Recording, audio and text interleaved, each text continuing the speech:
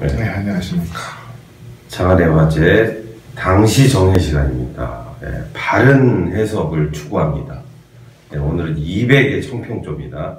네, 남 박사님, 감상하시죠. 청평조 노래 첫째 수, 청평조사 3수 기1.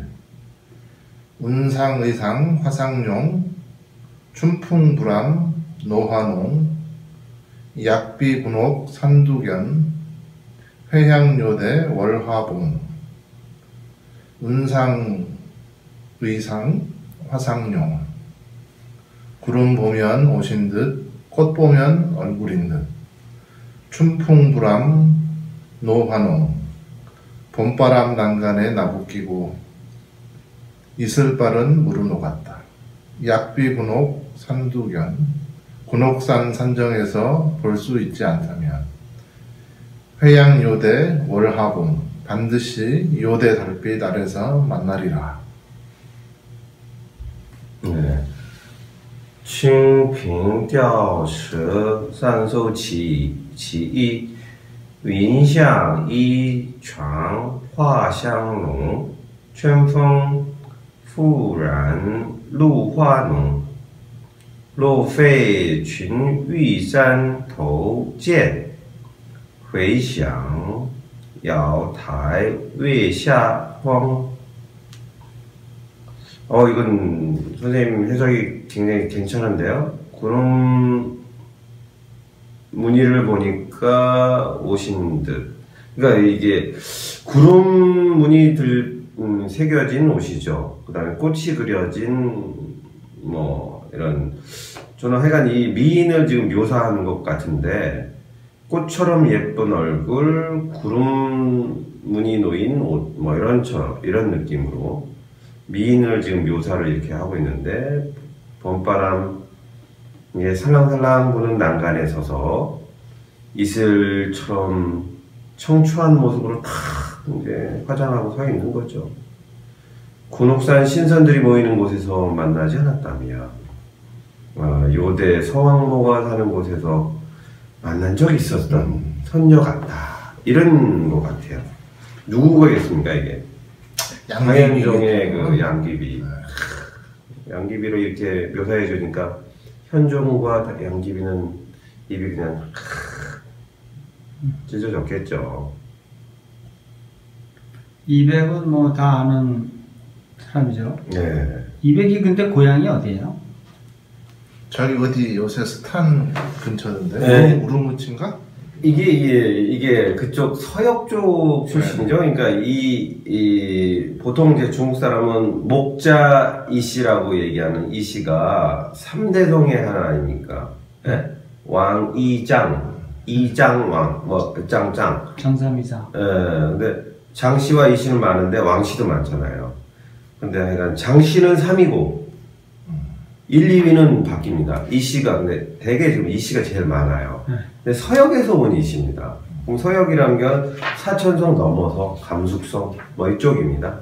그 사람, 그러면 이 사람의 그 눈동자 색이나 머리카락 색이나 외양이 좀 중앙아시아 쪽 사람 닮았나요? 그런 그렇겠죠. 그냥 그렇겠죠. 중국인처럼 닮은 거예요. 아마 그때는 뭐 술을 먹어도 그냥 말술을 먹을 정도로 이 친구는 아마 기골이 장대하고 뭐 장군처럼 이렇게 그랬을 걸로 전 예상이 돼요. 칼등을 뭐 이렇게. 한때는 검객의 길을 걸을까 생각을 했잖아요. 그래서 뭐 이게 무기가 굉장히 잘 나옵니다. 이배 시에는 검술 수련했던 그런 게 나오는 게 많아요. 네. 그럼 청평조는 뭐예요? 청평은 왜 나와요? 청평. 글쎄, 이게 이제 청평조라는 시가 그 악부는 민요죠, 민요. 네. 오히려 얘기하면 가요. 가요의 어떤 형식이에요. 곡조 이름은? 네, 곡조명이기 때문에 이거는 뭐 대대로 청평조를 가지고 다양한 방식으로 하는데 주로 이제 남녀간의 사랑 그런 걸 노래할 때 이런 곡조를 붙입니다. 그러니까 뭐 청하고 평한 그런 곡조였겠죠. 기분 좋은. 네, 알겠습니다. 제1부에 운상의상 화상용 상자가 왜 있어요? 상상한 상자가 이제 떠오른다. 이게. 구름을 보면은 옷인 듯하고 꽃을 보면 얼굴인 듯한다. 양귀비가 그렇다고 하는데 저기 옷을 이렇게 나풀거리는 그 네. 당나라 때 그 비단을 뭐죠 그 시스루 옷에 같이 이제 그렇게 그러네. 그 안에다 무늬 있는 옷을 입고 그 위에 이제 그 비쳐 보이는 비단을 이렇게 겹겹 이렇게 그게 유행했다 그래요. 그러면 이게 이제 옷이 이렇게 바람에 이렇게 구름처럼 날리는 거죠. 그러네요. 그렇게 봐야겠네. 그러니까- 걸을 때 모습이. 그러니까 뭐 구름을 보면 뭐 그 사람의 옷인 듯, 꽃을 보면 그녀의 얼굴인 듯 이러면 당현종이 양귀비한테 홀려가지고 다 벽을 봐도 정말 양귀비만 보이고 뭐 이런 식이 되는 거 아니야? 그러니까 이거를 아까 말씀하신 것처럼 구름 같은 옷을 입고 꽃 같은 얼굴에 뭐 이런 식으로 하면 안 되나요? 그거는 문법적으로 그렇군요. 불가능한가요? 그렇게 해도 될 것 같아요. 보면이라는 말을 좀 상상하는 약간 시감을 좀 떨어뜨리죠. 예, 예. 그러니까 떠오른다. 상이라는 거는 떠오른다는 건데 구름 같은 옷을 입고 꽃 같은 얼굴에 이렇게 푸는 것도 뭐 사실 이거를 하려면 보면으로 하고 상상하는 걸로 하면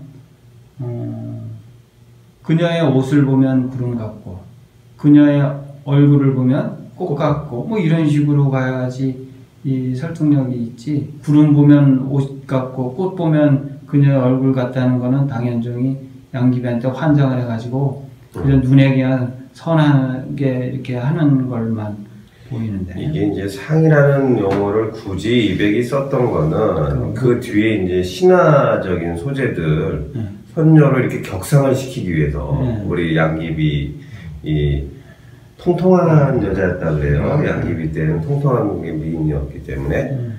그러니까 이게 상자를 쓴 건 이제 상상으로 나아가기 위한 어떤 그래서 이런 상자를 썼는데 그걸 그 직역을 하기보다는 뭐뭐인 듯, 인 듯, 뭐 구름 같은 옷을 입고 꽃 같은 얼굴에 이렇게 풀어도 무난하고. 선녀를 묘사하는 걸로 무난할 것 같습니다.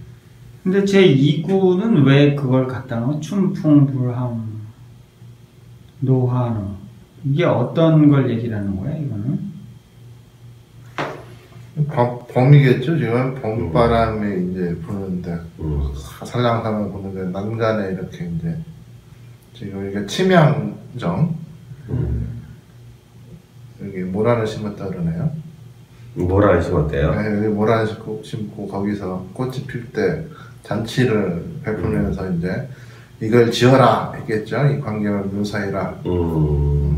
형광등 100개 같은 시죠 이게. 그러면은 저는 지금 이렇게 생각이 됩니다. 위에 제 1구는 양귀비의 아름다움을 얘기를 했고요. 제 2구는 당현종이 양귀비에게 베푸는 은총과 사랑을 묘사한 거 아닌가.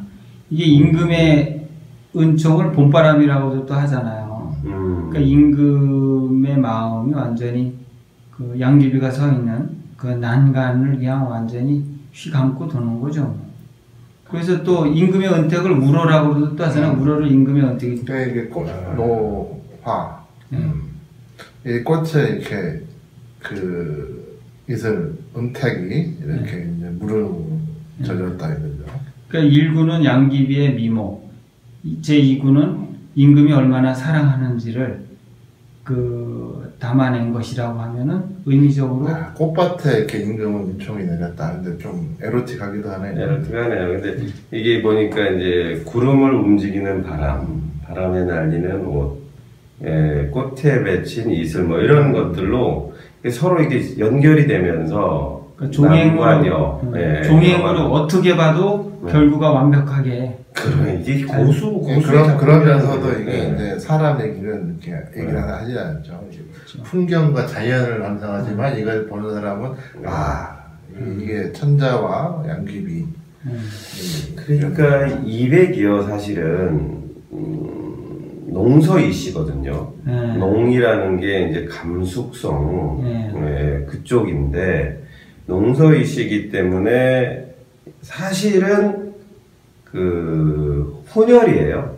사실은 혼혈. 그러니까 그거를 이제 해석하기 위해서 뭐 한나라 때 조상이 농땅으로 도망을 가서 거기서 정착해하고 그쪽 여인들하고 했다가 다시 돌아왔다 뭐 이런 얘기도 하고. 이 씨가 그거죠. 그래서 그 노자도 그 서쪽으로 갔다. 그 노자 화호설이거든요. 그래서 그 이 씨, 노자의 후손이다. 이 씨들이. 그렇게 또 붙이기도 하죠. 좋다고?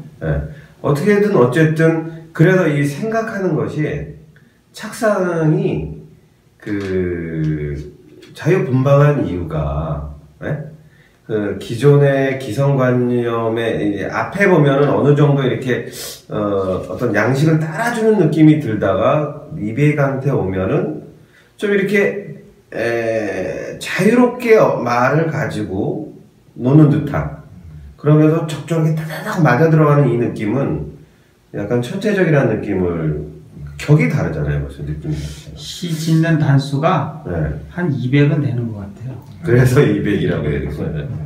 맞아요. 200% 달라요. 자, 제 3구는 뭐 이건 무슨 말이에요? 약비 군옥산 두견. 군옥산은 어디 있습니까? 여기가 또 서항로가 살고 있대래요. 화산인가요, 그러면? 화산이요? 그러네. 신화 속의 산이래, 신화 속. 근데 뭐 서왕문은 여기저기 뭐 저쪽 어디 북쪽 어디 무슨 산에도 사는 거 같고 또 어디 산에 사는 것도 같고. 이게 원래 제가 이제 서왕로 같은 경우는 이게 옮겨 다녀요.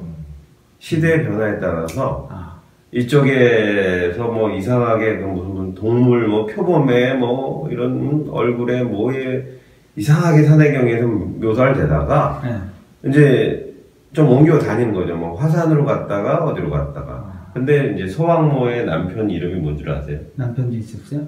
네. 동왕공. 서왕모니까 동왕공이에요.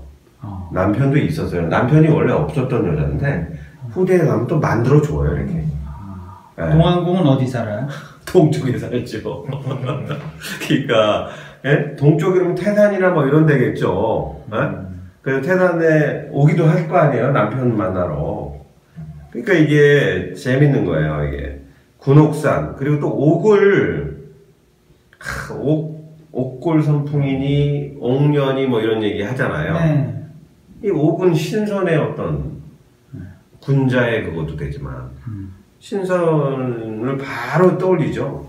군옥이라는 게 옥이 많이 모여있는, 때로 모여있는 게 군옥이잖아요. 그러니까 이제 춘천옥 같은 춘천 지역이죠. 춘천, 이게 물이 있고, 화산 활동이 있었고, 어떤 그런 데 옥이 많다네요. 군옥산 꼭대기에서 볼 수 있지 않다면, 만나지 않았다면 이렇게 했으면 되죠. 이거 볼 수 있지 않다면 이건 좀 선생님이 하셨다기보다는 밑에 집사가 하지 않았을까요, 이거? 집사가 잘못 적은 것 같아. 이건 대학교 2학년 수준의 번역. 군옥산 산정에서 볼 수 있지 않다면, 그다음에 회향요대 월하봉. 요대는 뭐예요? 요대. 허리띠가 요대 아니야? 옥으로 만든. 누각이죠, 뭐. 그게 뚝 올라가 있는 여기도 옥이 많이 있는 거예요. 이것도 역시 뭐 이소에 나온 데네요. 초사 이소. 일녀라는 손녀가 뭐 잃어버린 여자인데 일녀도 그러잖아요. 빼어나도 또 뭐 한 바퀴 굴러 빼어나도 되니까. 그러네요. 빼어난 여자가 반드시 요대 달빛 아래서 만나리라. 회샹. 그러니까 이 두 사람이 그 양귀비만 칭찬하는 말이에요? 양귀비의 그 미모는 군옥산에 드는 미모 아니거나 아니라면은 요대에 드는 미모라네. 뭐 이런. 그렇죠. 거기는 이제 구름이 지나가고 구름이 탁 감싸고 있겠죠. 꽃이 기와 요초가 쫙 펴여 있고 옥이 번쩍번쩍이고. 근데 이게 단어를 쓴 게 본다는 거랑 만난다는 걸 썼거든요. 근데 보는 거는 누가 누굴 보는 거고 만나는 것도 누가 누구를 만나는 건데 어쩌면 이 두 사람은 아마 전생에 군옥산에서 만났던 사이가 아니라면 분명히 요대 달비달에서 만났던 사람이리라. 뭐 이런 식으로 해서 전생이 신선이니까 이승에 한나는 근데 전생관념이 없었. 아니요 이미 들어와 있어요. 이때는 당나 때는 불교 농수. 그러니까 전생에 이렇게 이승의 천자와 최고의 미녀로서 만날 인연을 전생에 군옥산에서 쌓지 않았다면 어쩌면 요대 달비달에서도 분명히 그런 인연을 쌓은 사람들이 아니겠는가. 그렇기 때문에 여기서 이렇게 아름다운 인생을 즐기고 있는 것이 아닌가. 이렇게 뭐 최고의 압으로. 근데 이제 그 불교가 이미 위진 남북조 시대를 거쳐서 당나라 때 되면 거의 불교 국가라고 할 수 있거든요. 그래. 민중의 그 기층까지 뿌리 깊게 내려가기 시작하던 때이기 때문에 이 삼생의 관념이 있었어요. 전생, 이생, 후생 뭐 이거 있었거든요. 작년에 데이트를 쳤던 그 연속극이 삼생 삼세 삼리도림이라는. 이름도 기네. 네. 그 뭐냐면 전생을 3번 돌아가면서 태어나서 서로 연인 관계가 되는 거예요. 우리나라도 은행나무 침대가 그런 거 아니었어요? 네. 근데 그게 뭐냐면 복사꽃이 쫙 삼리가 이렇게 펼쳐진 곳을 남자가 그 옥황상제의 태자예요. 싹 보여줍니다. 그거를 통해서 이 생을 바꿔가면서도 결국은 사랑이 이루어진다는 그게 작년에 빅히트였거든요. 이게 지금 이 양귀비와 당현종은 이 로맨스의 가장 그 대표적인 샘플이거든요. 예, 이 소재는 이렇게 현대적으로는 또 이렇게 바뀌는 거예요. 예. 그 군옥산 산정에서 볼 수 있지 않다면 반드시 요대 달빛 아래에서 만나리라는 좀 약간 떠요, 떠. 의미가 뭔 말인지 약간 뜨는데 전생에서 이 그 신선과 선녀로 만나서 운우지정. 그렇죠. 그래서 이제 이 생에도 이렇게 만났는데 그렇다면 내 생에도 또 더 어떻게 만날 것이다. 그러니까 고수라는 거죠. 그래야 이 당현종과 양귀비에게 최고의 칭찬과 그 예언이 되잖아요. 그렇죠. 이 사람들이. 이 사람들의 사랑이 영원하리라. 참 한량없는 총에 괜찮네요. 네.